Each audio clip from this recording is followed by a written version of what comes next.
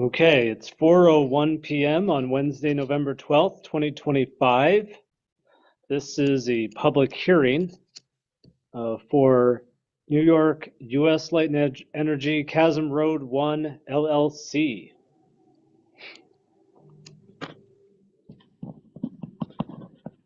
My name is Jeremy Evans, Chief Executive Officer for the Franklin County Economic Development Corporation and Franklin County Industrial Development Agency. Along with me is Rachel Karp, our operations manager.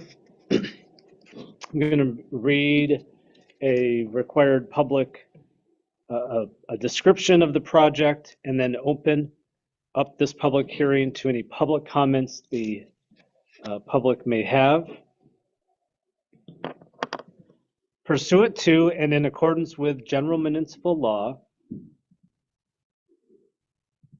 Section 859-A, the County of Franklin Industrial Development Agency is conducting this public hearing in connection with a certain proposed project as more fully described below, to be undertaken by the agency for the benefit of New York USLE CHASM Road 1 LLC. The agency published a notice of public hearing in the Adirondack Daily Enterprise and Malone Telegram, mailed a copy of notice of public hearing to each affected taxing jurisdiction. An affidavit of publication and proof of mailing are attached to this. New York SLE CHASM Road 1 LLC, for itself and or for an entity or entities to be formed, has submitted an application to the agency requesting the agency's assistance with a certain project consisting of the acquisition by the agency of a leasehold interest in approximately 27-acre portion of an approximately 48-acre parcel of real property located at 142 CHASM Road in the town of Chateaugay, New York, described as a portion of tax parcel 60.00-2-7.200, as may be subdivided. The planning, design, construction, and operation of a 4-megawatt ground-mounted community solar power facility, including panel foundations, inverters, transformers, interconnect wiring, on and off-site utility connections, site work, landscaping, fencing, security, and related improvements, collectively known as the improvements.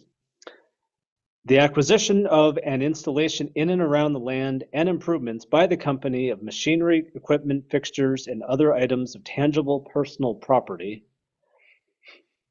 the equipment, and collectively with the land and the improvements, the facility, and entering into a straight lease transaction within the meaning of subdivision 15 of section 854 of the Act.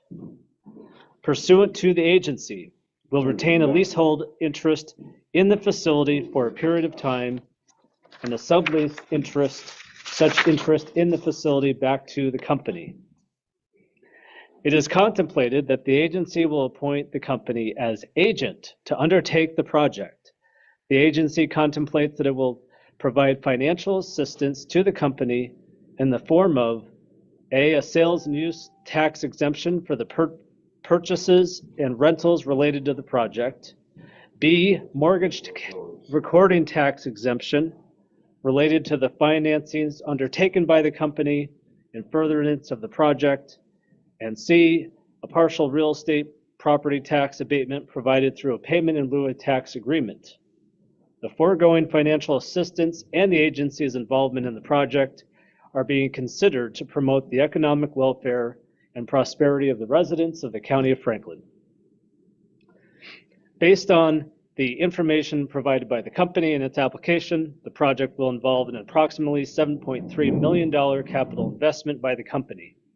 The agency estimates the amount of financial assistance to be provided to the company as followed, and it is shared here in this document, which will be attached to this record.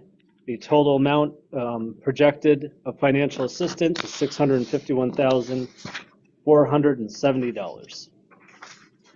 So that ends the official description of the project.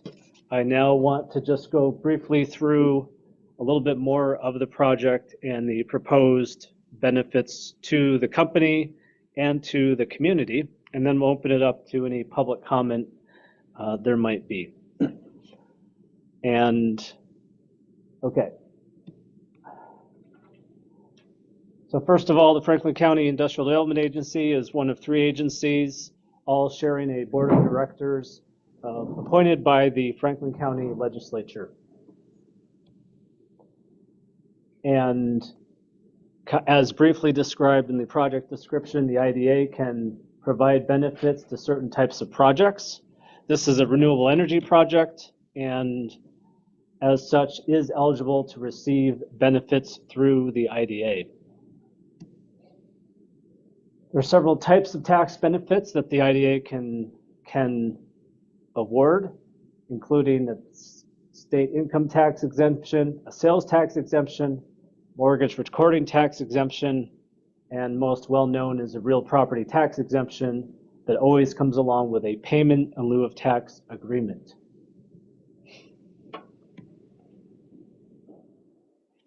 The payment in lieu of tax agreement is the payments that a developer agrees to pay in lieu of paying property taxes, due to the fact that the tax exempt status of the property that is given by the IDA.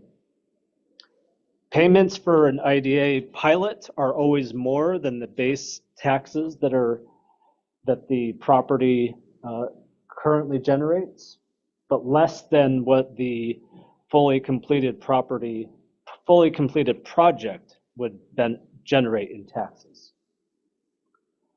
The IDA collects these payments on an annual basis from the company and then distributes them to each taxing jurisdiction. There are several advantages of pilots through the IDA, some for the community and some also for the developer, and a lot of them overlap. One is predictability. Everybody knows what the payments are going to be for the life of the project.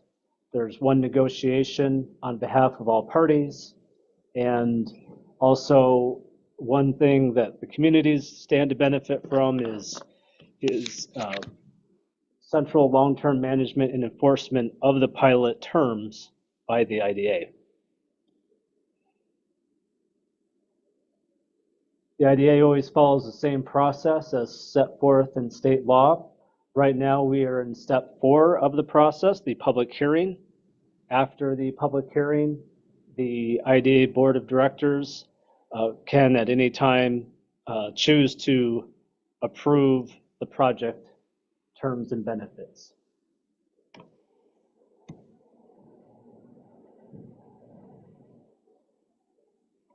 Pilot payments are always calculated. It's a formula. Do it using two pieces of information. First is the property taxes that are currently generated by the property, unimproved. That's called the base value.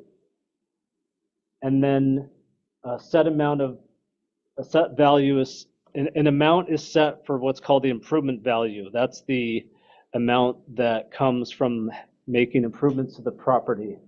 Those two things are added together to get the pilot payment. In the case of a clean energy project, the improvement value is calculated using a per megawatt rate. In this case, the per megawatt rate is $5,500 per megawatt.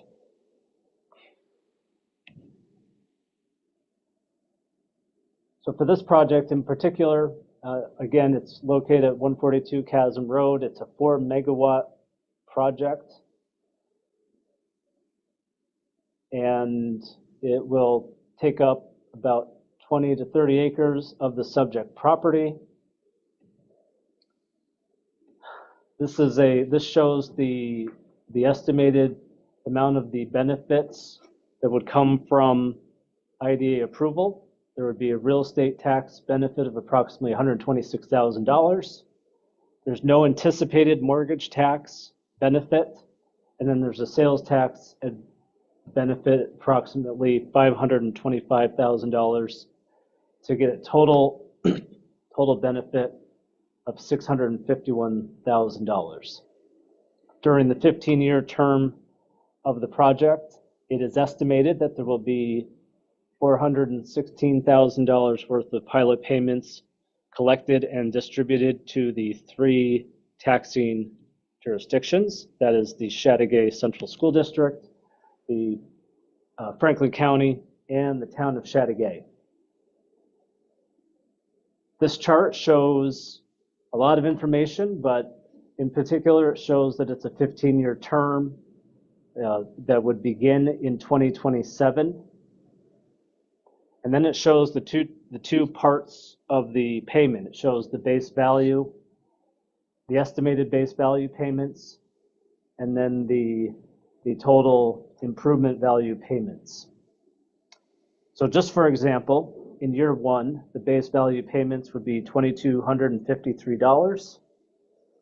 And the improvement value payments, that's the total megawatts of the project, which is 4 times 5,500, for a total of $22,000. You add the base value payment and the improvement value payment together and get a total estimated pilot payment of $24,253.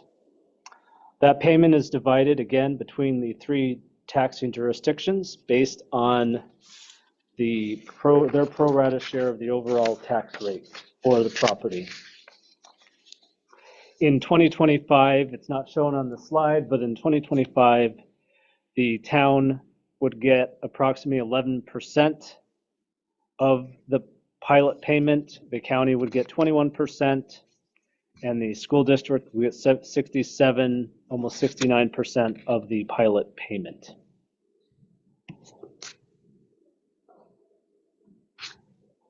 The IDA calculates the estimated economic impacts of projects. And in this case, most of the economic impacts come from the temporary construction jobs. And that totals approximately $3.79 million.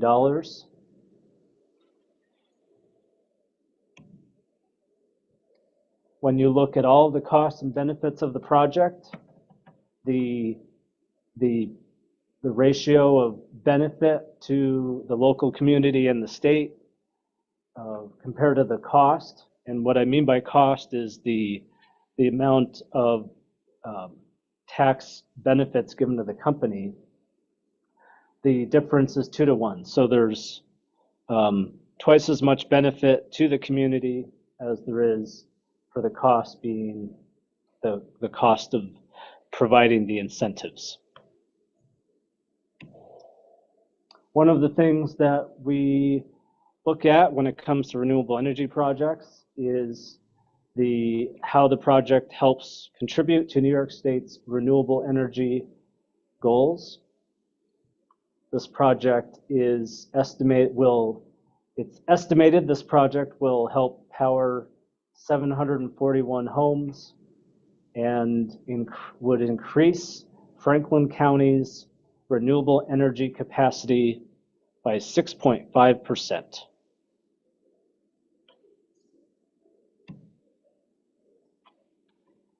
Okay, that's it for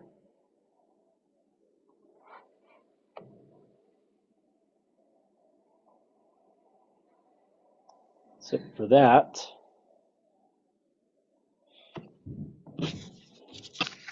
Okay, for the public, is there any public comment? Welcome. Been through it a few times, yes. You haven't got the HCA in here anymore. No, that's something that in the town, because the town negotiated that separately. Yep, that's completely separate.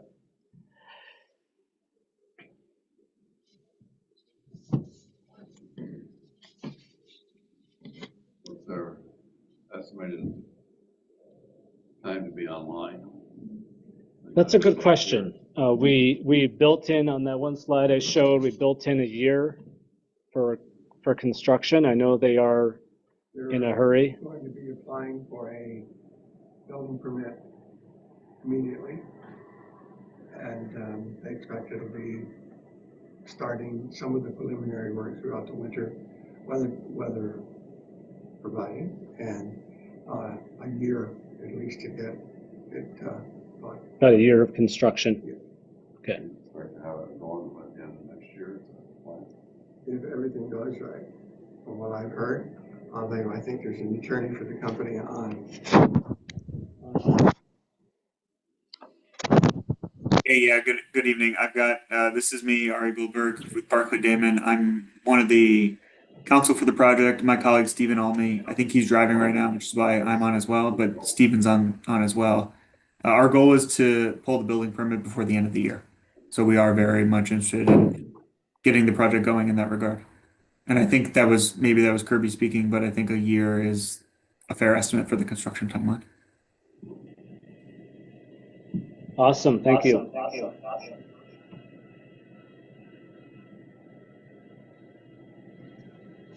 Okay.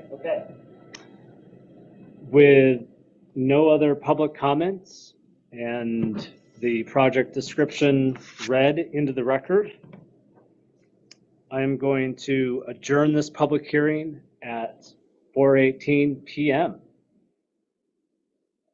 and appreciate everyone's attendance. Hey, real quick, Jeremy, so you're just adjourning it, you close it at a later date? No, can you turn the volume? I heard Ari say something. That's what we usually get for a hearing. You want me to repeat it? Yes, please. Yes, please. Yes, please. Okay. My question was, we're adjourning the public hearing, or do we close it? It's closing at a later date. It's closing right now. Oh, okay, you're closing the public hearing. Yep. Thank you.